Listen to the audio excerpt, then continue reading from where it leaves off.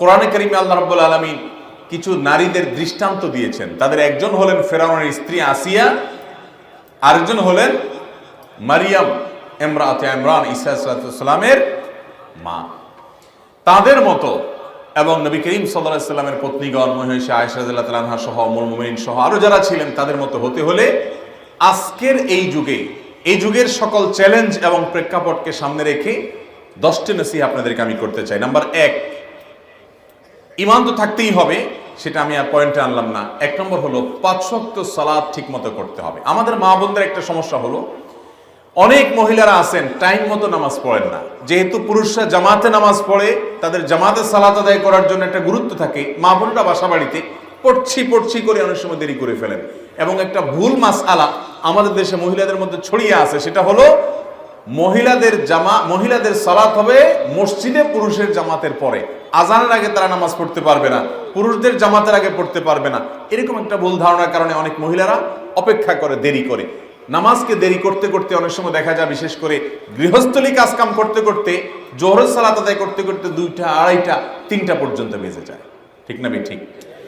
মা বোনরা ওয়াক্ত মতো এবং সময় হওয়ার সাথে সাথে দেরি না করে সালাত আদায় করবেন। মসজিদে জামাত হলো কি হলো না আপনাদের দেখার দরকার নাই, আজান হলো কি হলো না সেটা দেখার দরকার নাই, দেখবেন ওয়াক্ত হয়েছে কিনা, টাইম হয়েছে কিনা। টাইম হয়ে গেছে, সালাত আদায় করে ফেলেন। সালাতের ক্ষেত্রে মা বোনদের আরেকটা বিষয় হলো তাড়াহুড়ো করা, অস্থির হওয়া, খুব হুলস্থুল করে নামাজ পড়া। যার নামাজ যত ধীরে হয় সে তত ভালো নামাজি, সে তত ভালো মুত্তাকি এবং পরহেজগার মানুষ। সেজন্য মা বোনদেরকে আমি বিশেষভাবে বলবো, নামাজ হবে খুব ধীরে ধীরে, রুকু হবে অনেক লম্বা সময় নিয়ে, সুবহান রাব্বিয়াল আযীম খুব ধীরে ধীরে নিবেদন করেন, সুবহান রাব্বিয়াল আলা খুব আস্তে আস্তে পড়েন। এভাবে প্রত্যেকটা রুকুনকে খুব ধীরে স্থিরতার সাথে কাজ করেন, ইনশাআল্লাহ আপনার মূল কাজটা ঠিক হয়ে যাবে। যার নামাজ ঠিক, ইসলামের তার মূল কাজটা ঠিক হয়ে যায়। আসসালাতু ইমাদুদ্দিন, ইসলামের মূল স্তম্ভ খুঁটি হলো নামাজ। যার নামাজেরই ঠিকঠাক নাই, তার ইসলামের অন্য কোনো কিছু ঠিক নাই। এই জন্য মা বোনদেরকে বিশেষ করে আমি বলতে চাই, 5 ওয়াক্ত নামাজ প্রথমত ওয়াক্ত মতো সময় হলে আদায় করবেন। সব কিছু বাদ দিয়ে, আপনি চুলোয় রান্না উঠাইছেন, আপনার চুলোয় ভাত আছে, তরকারি আছে, চুলা কমিয়ে হলেও ওয়াক্ত হয়ে গেছে, সালাত আদায় করে নেন। এবং রান্নার পরিকল্পনা করবেন নামাজের কথা মাথায় রেখে। খবরদার কাজ শেষ করে এরপরে নামাজ পড়ে এটা করবেন না। গ্রামাঞ্চলে আমাদের অনেক মা বোনদেরকে দেখা যায়, আমরা আমাদের মা চাচিদেরকেও দেখেছি, এখনো অনেক মহিলারা আছে যে ওয়াক্ত চলে যাচ্ছে নামাজ পড়ে না। কেন? কারণ তিনি সবাইকে খাবার দিবেন, বাচ্চাদেরকে খাবার খাওয়াবেন, এরপরে নিজে গোসল করবেন, তারপরে ফ্রেশ হয়ে নামাজ পড়বেন। এই তথাকথিত ফ্রেশ হতে হতে 3টা, 3:30 বেজে যায়। আপনাদের নামাজ আমল নামার মধ্যে সবচেয়ে বাজে অবস্থার মধ্যে চলে যায়।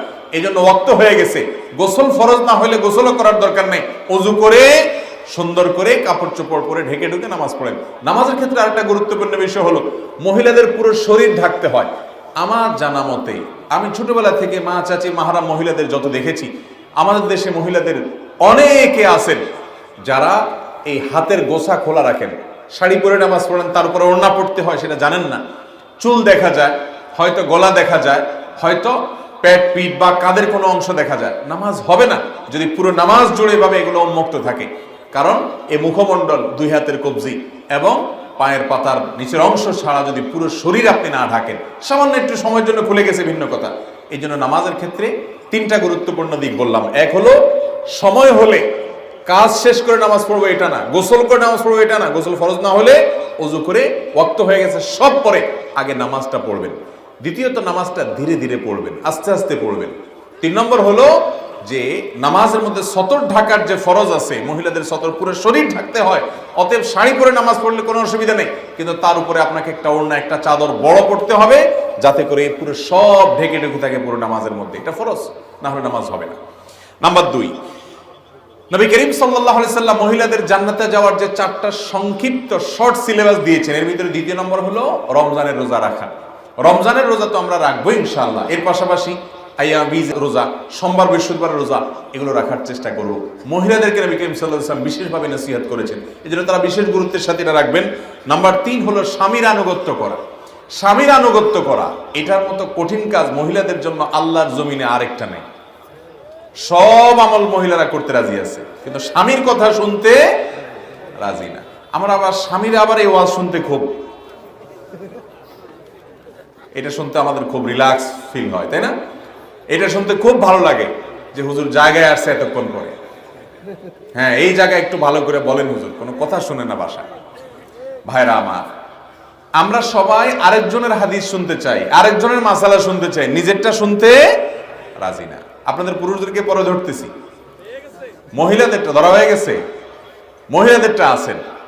স্বামীর আনুগত্য করতে হবে। আমি একেবারে কোনো ভূমিকা ছাড় সোজা যদি বলি, আমার বোনরা যারা আমাকে শুনছেন বা অনলাইনে যারা শুনবেন, দেখুন আজকের দুনিয়াতে তথাকথিত ব্যক্তি স্বাধীনতার সীমানা ছাড়িয়ে মানুষকে আজ এমন একটা পর্যায়ে নিয়ে যাওয়া হয়েছে যে আমাদের পারস্পরিক সম্পর্কগুলো আর আগের মতো নাই, এখন সব ঠুনকো হয়ে গেছে। আগের মুরব্বীদের স্বামী স্ত্রীর মধ্যে যে বোঝাপড়া হতো, যে ভালোবাসা হতো, সে আন্ডারস্ট্যান্ডিংটা এখন আর নাই। এখন সবাই এত অধিকার সচেতন। অধিকার সচেতন থাকা ভালো, আপনার অধিকার নষ্ট হোক, আপনি জুলুমের শিকার হন, ইসলাম সেটা চায় না। ইসলাম সবার স্বাধীনতার কথা বলে, কিন্তু তার একটা সীমানা আছে, তার একটা লিমিটেশন আছে, তার একটা সংজ্ঞা আছে। আজ আমরা লাগামহীন হয়ে যাচ্ছি। লাগামহীন হওয়ার কারণে হয়েছে কি, কেউ কাউকে মানতে রাজি না। একটা পরিবারের একজন কর্তা থাকবে, স্বামী কর্তা, তার এই কর্তৃত্ব, তার এই নেতৃত্ব, পরামর্শের ক্ষেত্রে, সিদ্ধান্তের ক্ষেত্রে এটাকে মেনে নেওয়া একজন নেককার এবং জান্নাতি নারীর পূর্ব শর্ত। মানতে কষ্ট হবে, তিতা করলার মতো লাগবে, তারপরও মানার চেষ্টা করতে হবে, শুধুমাত্র নিজের আখিরাতের দিকে তাকিয়ে, আল্লাহর দিক তাকিয়ে। আবার এর মানে এই না যে স্বামীরা যা খুশি তা করবেন, তারা অন্যায় করে নির্দেশ করলে সেটা মানতে বাধ্য নন। তারা অনাচার করলে অবশ্যই সেটার প্রতিকারের চেষ্টা মহিলাকে করতে হবে, করার অধিকার আছে, কিন্তু শৃঙ্খলার স্বার্থে পরিবারে স্বামীকে তিনি মেনে চলবেন এবং তার আনুগত্য করার চেষ্টা করবেন যতক্ষণ তিনি যৌক্তিক নির্দেশ করেন।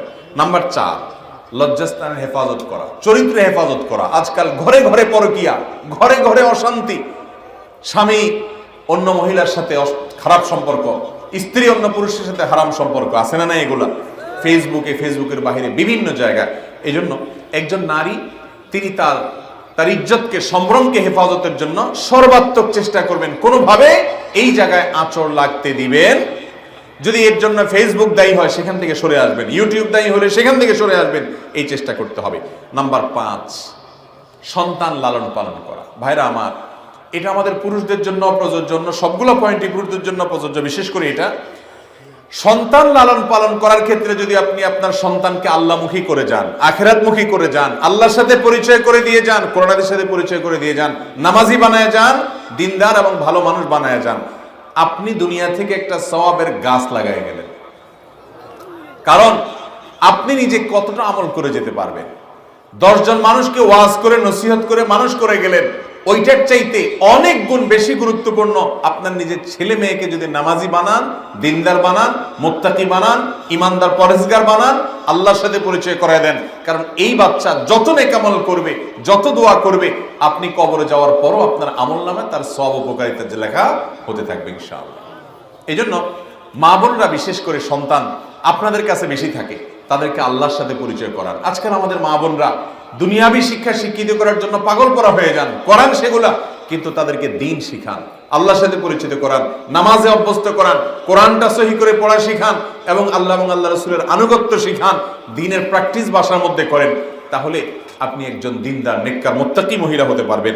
নাম্বার 6, নেয়ামতের শুকর আদায় করেন। নবী করিম সাল্লাল্লাহু আলাইহি সাল্লাম বলেছেন, মা বোনদের জাহান্নামে যাওয়ার সবচেয়ে বেশি কারণ হলো নাশুকুরি। এই নাশুকুরি অনেক পুরুষও বেশি করে, কোনো কোনো ক্ষেত্রে মহিলার চাইতে কোনো পুরুষ বেশি করে, কিন্তু মহিলাদের মধ্যে এই রোগ সম্পর্কে নবী করিম সাল্লাল্লাহু আলাইহি ওয়াসাল্লাম সতর্ক করেছেন। স্বামী অনেক কিছু করেছে, একটু চুল থেকে নুন বেশকম হয়েছে, সব অস্বীকার করে বসছে, এই রোগ আছে না নাই? অতএব আল্লাহ শুকর আদায় করতে হবে, বিশেষ করে দাম্পত্য জীবনে। এটা আমাদের পুরুষদের জন্য জরুরি, টনিকের মতো। দাম্পত্য জীবনের শান্তির জন্য নেয়ামতের শুকর আদায় করার কোনো বিকল্প নাই। যে অবস্থায় আছে আলহামদুলিল্লাহ, আমার চাইতে বহু খারাপ অবস্থায় মানুষ আছে না নাই? অতএব সর্বাবস্থায় আল্লাহ শুকর আদায় করার জন্য একটা বড় মন লাগে, বিশাল হৃদয় লাগে যে আলহামদুলিল্লাহ আমাদের কিছু নাই, এটাতে আমরা আল্লাহ শুকর আদায় করি। মুসলমানের তো দুনিয়ার সব না, সব আখিরাতে কোনো রকম দিন পার করা। অতএব শুকর আদায় করতে হবে নেয়ামতের। 7 নম্বর হলো কোনো প্রকার অভিশাপ, গাল মন্দ এগুলো করা যাবে না। অনেক মা বোন আছেন, বাচ্চা কাচ্চাকে, পুরুষদের মধ্যে এসব রোগ আছে, বাচ্চা কাচ্চাকে চুল থেকে নুন বেশকম হলো গালিগালাজ শুরু করে দিল, বদদোয়া শুরু করে দিল, তুই ধ্বংস হ, তোর উপর আল্লাহর এটা পড়ুক সেটা পড়ুক, বদদোয়া দেয়া শুরু করে দেয়, স্বামীকে দেয়া শুরু করে দেয়, অন্যকে দেয়া শুরু করে দেয়। নবীজি সাল্লাল্লাহু আলাইহি সাল্লাম মহিলাদের জাহান্নামে যাওয়ার প্রধান দুই কারণের যে উল্লেখ করেছেন তার একটা হলো এটা, অতিরিক্ত গজব দেওয়া, বদদোয়া দেওয়া, গালমন্দ করা, এটা করা যাবে না, ধৈর্য ধারণ করতে হবে।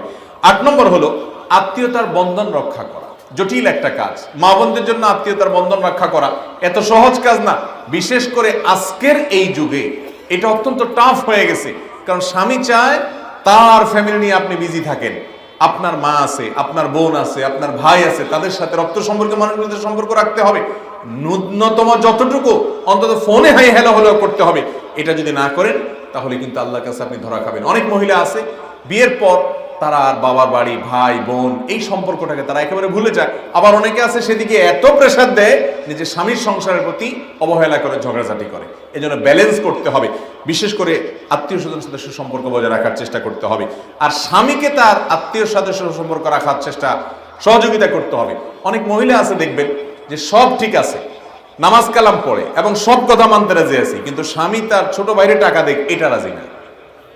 ঠিক না বে ঠিক? স্বামী তার বাপমার কথা শুনুক এটা মানতে রাজি না, আমার কথা শুধু শুনবে, তাদের কথা শুনবে না। তো এটা হলো ব্যাককল মহিলা এবং নির্বোধ মহিলা। কারণ হলো যেই স্বামী তার আত্মীয় স্বজন রক্ত সম্পর্কে মানুষগুলোর কথা শুনবে, আল্লাহ তাআলা তার হায়াতে বরকত দিবে, তার রিজিকে বরকত দিবে, ওই মহিলারই লাভ। এই জন্য স্বামীকে তার আপনজন থেকে সরালে মহিলার ক্ষতি, তার নিজের ক্ষতি। এরপরে 9 নম্বর হলো দান সাদাকা করা। আমাদের দেশে মহিলারা দান সাদাকা করতে পারে না, কারণ মহিলাদের কোনো টাকা পয়সা থাকে না। এটার জন্য মূল দায় আমাদের, আমি সেটা নিয়ে দীর্ঘ আলোচনা যাব না। আমরা মহর পরিশোধ করলে মহিলাদের টাকা হয়, আমরা বাবা মার সম্পদে তাদের যে মিরাস আছে, ভাগ আছে, এটা দিলে তাদের টাকা হয়, হাত খরচ দিলে তাদের টাকা হয়, তাদের টাকা হওয়ার বহু অপশন আছে। কিন্তু সব অপশন আমরা এই পুরুষ শাসিত পুরুষতান্ত্রিক সমাজে জুলুম করে আমরা সেগুলো থেকে তাদেরকে বঞ্চিত রাখি। যার কারণে একজন মহিলা তিনি মনে চাইলে একটা মসজিদে দান করবেন, একজন ইয়েতিমকে দান করবেন, একজন গরিবকে দান করবেন, তার দেওয়ার কোনো অপশন নাই। এটার জন্য অবশ্য আমাদের মহিলাদেরও দোষ আছে, তারা যেখানে সেখানে ছাড় দিয়ে বসে। আমি এই জন্য বলি, বিয়ের সময় মহরের টাকা পুরোটা বুঝে নেবেন, আপনার টাকা আপনার কাছে থাকবে, সেখান থেকে স্বামীকে হাওলাত দিলে আবার ফেরত নেবেন, মন মতো দান করবেন। আপনার দানের সব দরকার আছে, পুরুষদেরও সহযোগিতা করতে হবে। নবী করিম সাল্লাল্লাহু আলাইহি সাল্লামের সময় মহিলারা তাদের গহনা দান করতেন, তাদের সাথে থাকা সম্পদ দান করতেন। এই দানের মাধ্যমে মানুষ আল্লাহর সন্তুষ্টি অর্জনের পথে আগাতে পারে। তো মহিলারা দানের অপশনগুলো খোলা রাখবেন।